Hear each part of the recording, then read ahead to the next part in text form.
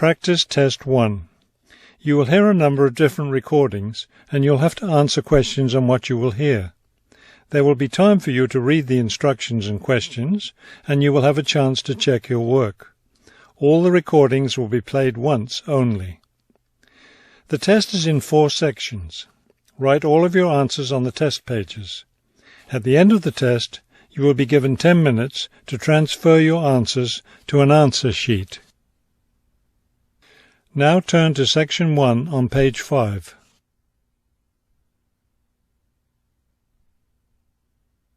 Section 1.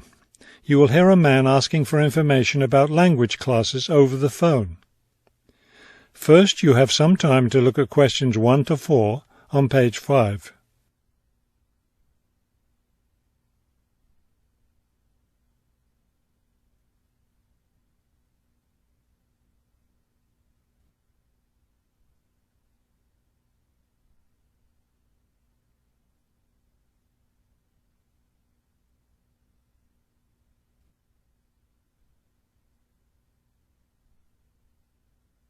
You will see that there is an example that has been done for you. On this occasion only, the conversation relating to this will be played first. Good morning, Globetrotters Language School. How may I help you? Yes, I was wondering if you could give me some information on language classes. The woman answers the phone. Globetrotters Language School. So the word Globetrotters has been written at the top of the form.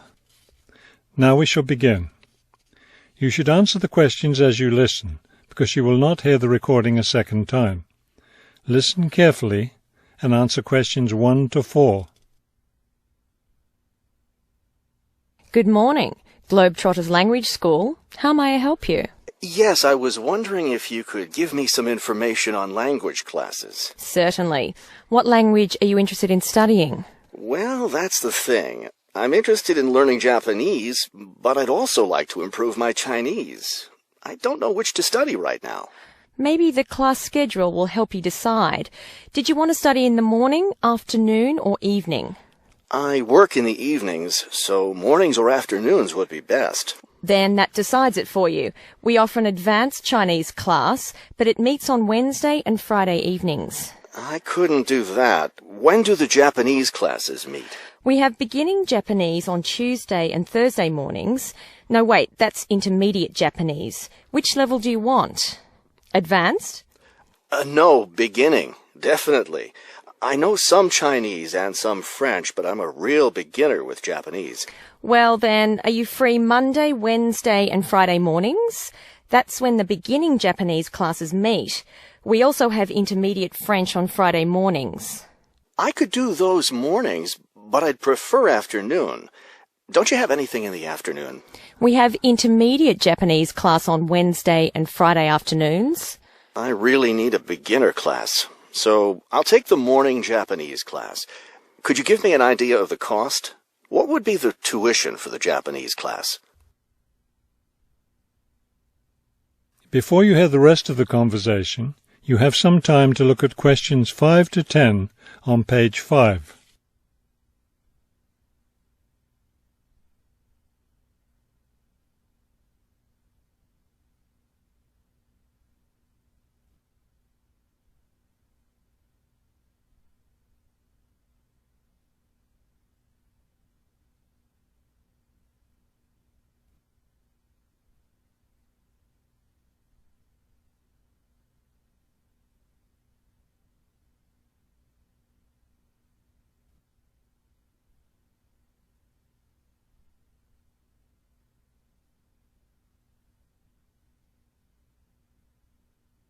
Now listen and answer questions 5 to 10. The beginning level classes meet 3 times a week, so they cost a bit more than the other levels. For a 6-week course, the cost would be $575. That's a bit steep. If it's hard for you to pay that much, you could sign up for just 4 weeks of class and pay $410, or you could pay for 1 week at a time at $125 a week. That comes out to be much more expensive once you add up all the weeks. That's true. You can save money by registering for 2 levels together. For example, pay for your beginning and intermediate classes now, and you'll get 12 weeks of class for just $1,050. That's not a bad deal, but I can't come up with that much money at once. I'll just pay for the 6-week course. Fine. That class begins next week, so you need to register right away. Can't I register over the phone? No, I'm sorry. We don't take phone registrations. What you'll need to do is visit the school office today or tomorrow. Bring a cheque for the tuition and a photo ID. Is that all? Yes, we'll give you a registration form to complete, or you can save time by visiting our website and downloading the form there. Complete it and bring it into the office with your cheque. Great. I'll stop by this afternoon. Fine. When you arrive, ask for Mr. Lindsay. He's in charge of student registration. I'm sorry, Mr. Who? Mr. Lindsay, spelled Lindsay. Thank you for your help. Thank you. We'll look forward to seeing you in class. That is the end of section 1. You now have half a minute to check your answers.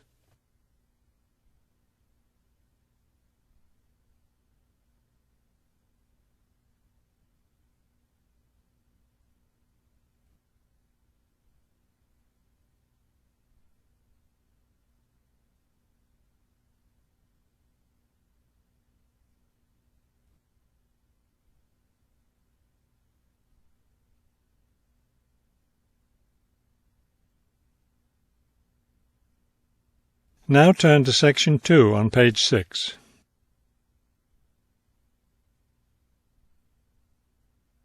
Section 2. You will hear a tour guide giving information about a shopping district. First, you have some time to look at questions 11 to 15 on page 6.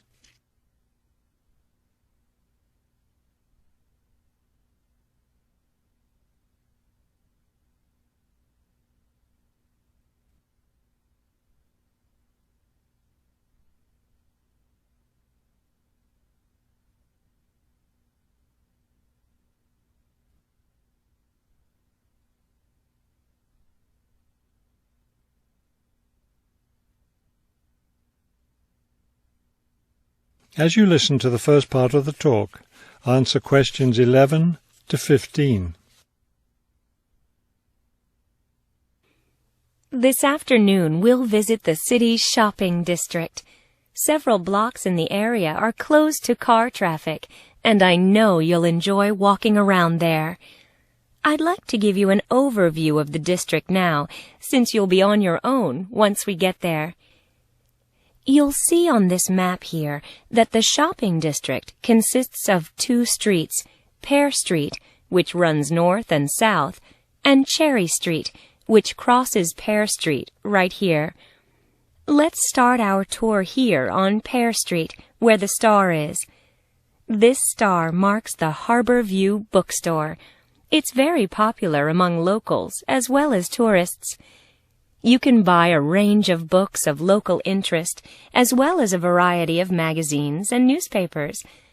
It's directly across the street from the city library, which is also worth a visit.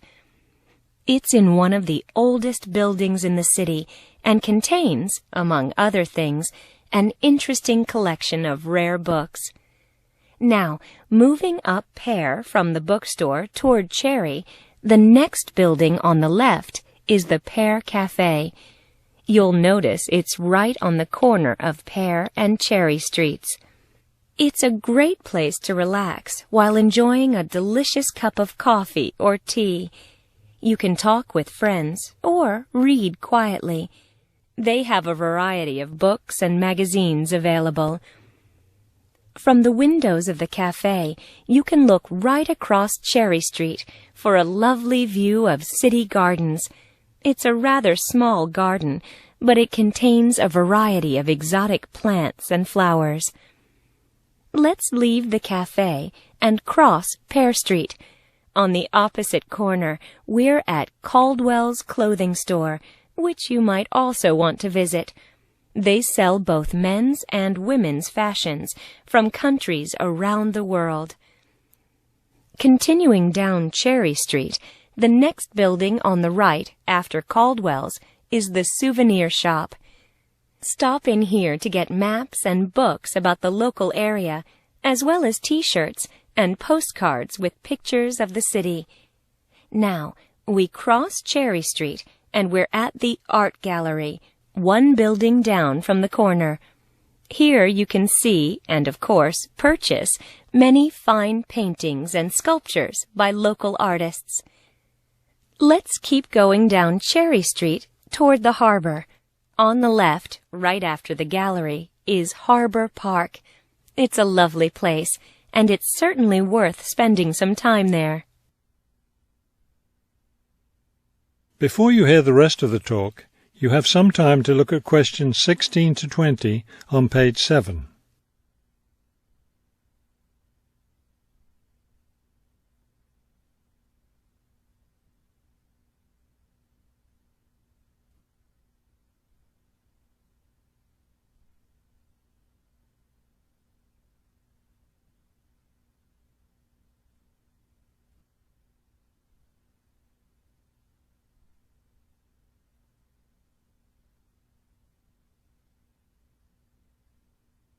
Now listen and answer questions 16 to 20. Harbor Park was built on land donated to the city by Captain Jones, a lifelong resident of this city. Captain Jones designed the park himself, and it was built in 1876.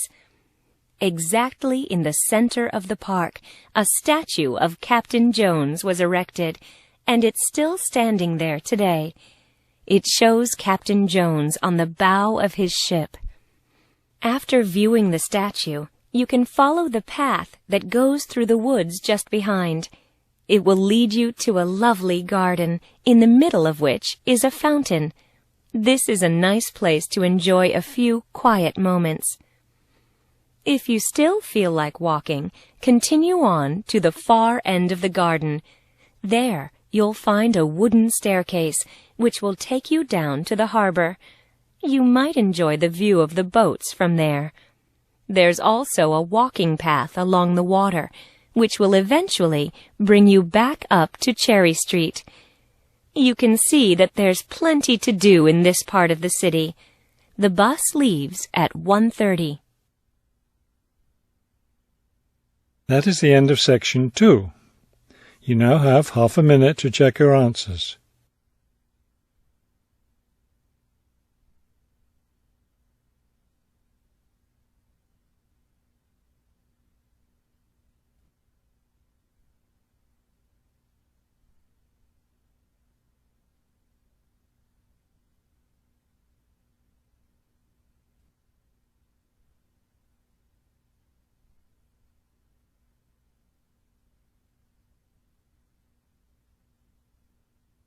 Now turn to section 3 on page 7.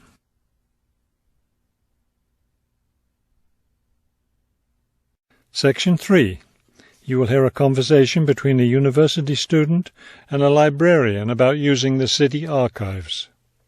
First, you have some time to look at questions 21 to 24 on page 7.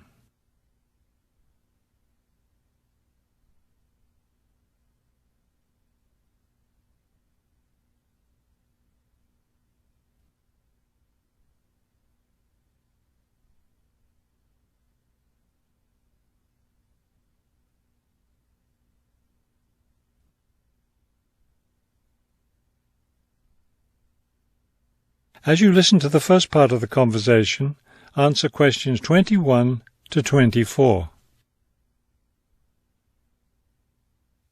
Hello. I was wondering if you could give me some information about using the archives? I'd be happy to.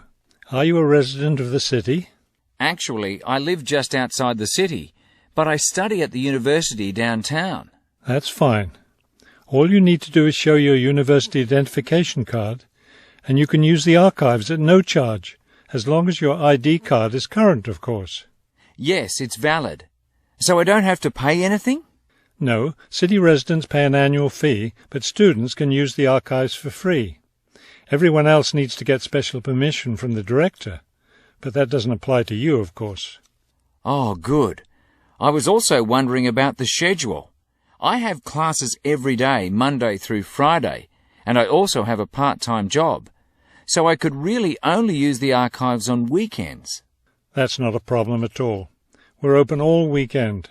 Actually, the only day we're closed is Monday, so you can come any day, Tuesday through Sunday. Are you open in the evenings? Yes, we're open from 9:30 in the morning until 8:30 in the evening. That will fit my schedule well. Before you hear the rest of the conversation, you have some time to look at questions 25 to 30 on page 8.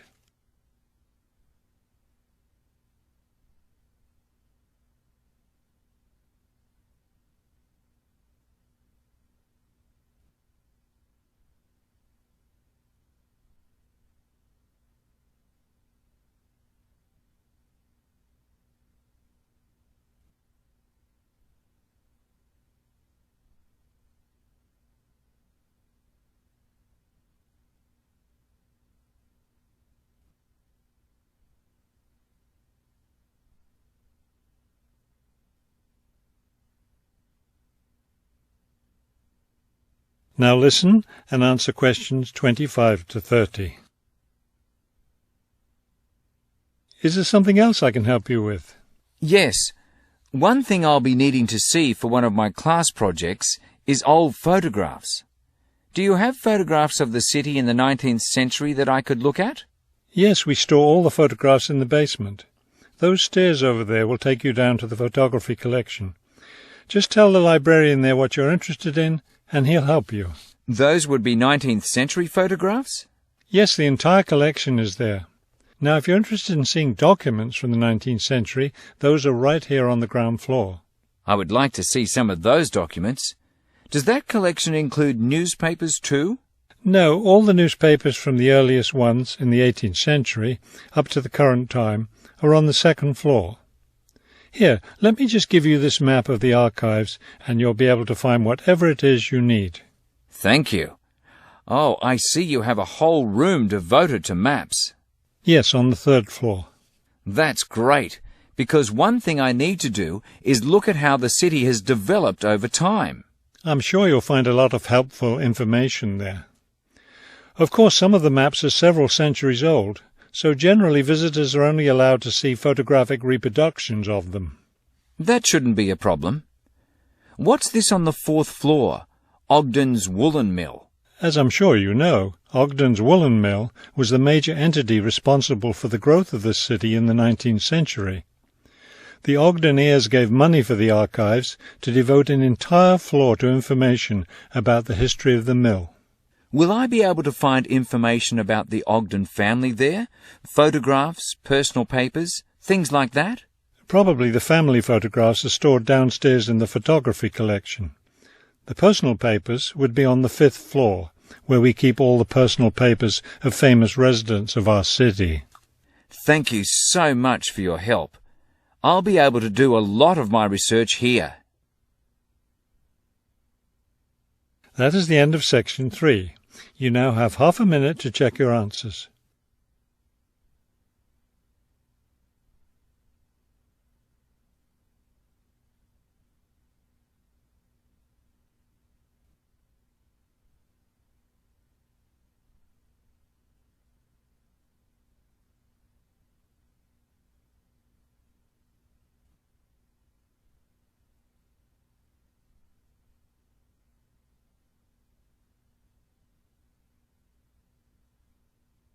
Now turn to section 4 on page 8.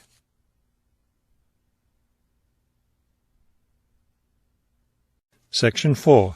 You will hear a lecture about wind energy.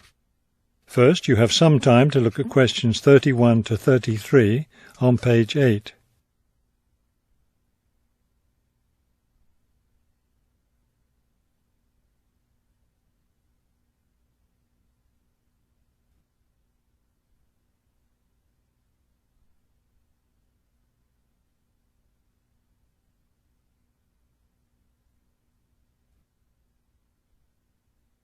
Now listen carefully and answer questions 31 to 33. With the rising cost of fossil fuels, there's a great deal of interest these days in developing alternative sources of energy. Today, I'd like to talk about one of these, wind power. In the past couple of decades, there's been an upsurge of interest in using the wind as a source of energy, but the idea isn't new at all. People have been harnessing the power of the wind for centuries, ever since ancient peoples first used sailboats. In ancient China, farmers used a rudimentary sort of windmill to pump water. Wind power was used in other parts of the ancient world as well. In Persia, for example, farmers used wind-powered mills to grind their grain. During the Middle Ages, in the Netherlands, people went back to the ancient idea of using the power of the wind to move water. They used windmills to drain lakes, thereby creating more land for farming. Before you hear the rest of the talk, you have some time to look at questions 34 to 40 on page 9.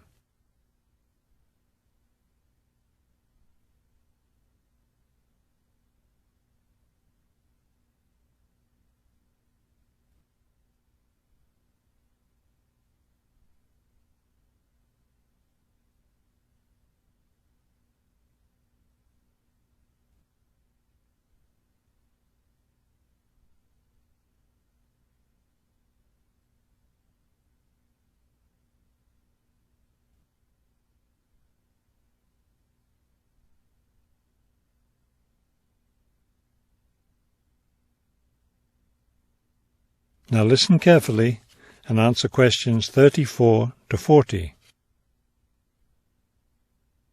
At present, people around the world are using the wind to generate electricity, some old methods, some new.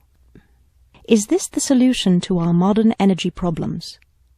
Well, as with anything, there are both advantages and disadvantages to using wind power. Let's take a look at some of the reasons to use wind power. One of the biggest problems with using fuels, such as oil and coal, is pollution.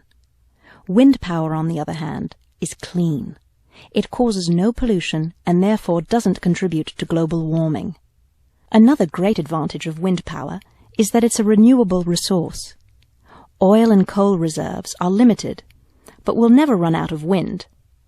Economics is another reason to use wind power.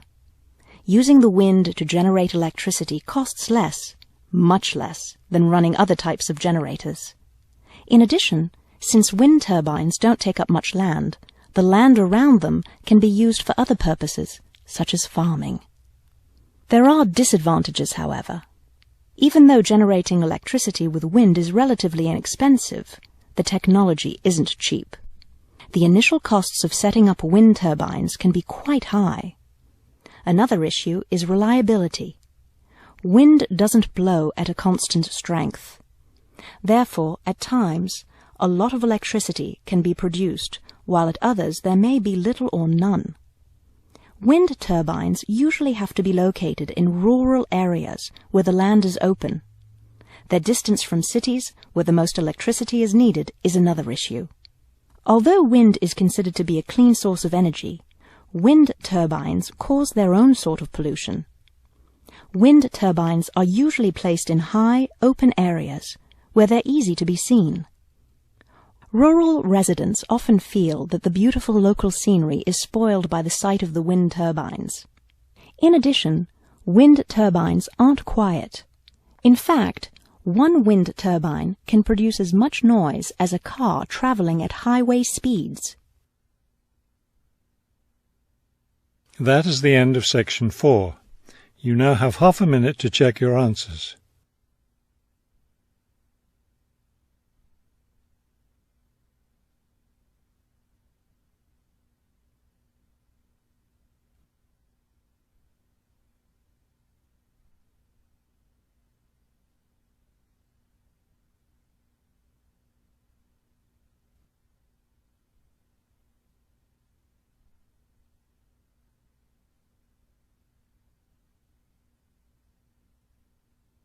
You will now have 10 minutes to transfer your answers to the listening answer sheet.